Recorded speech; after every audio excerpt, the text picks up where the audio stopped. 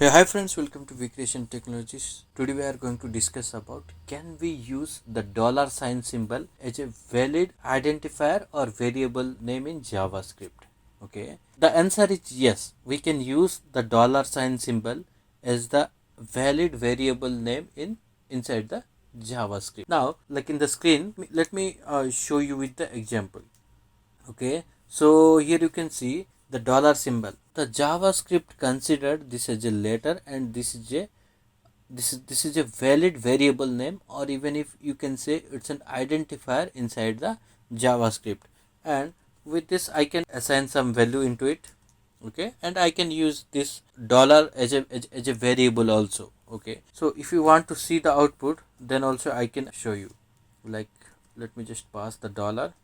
Okay, and let me go to the screen, and once I do a refresh, then you can see here this the output is 10. The answer is yes. Like, can we use the dollar as the valid variable, or the identifier in JavaScript?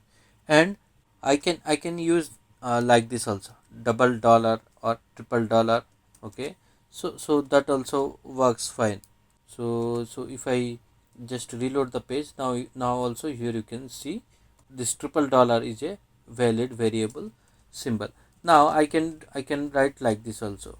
Okay, so dollar result. Okay, so let me pass the dollar result.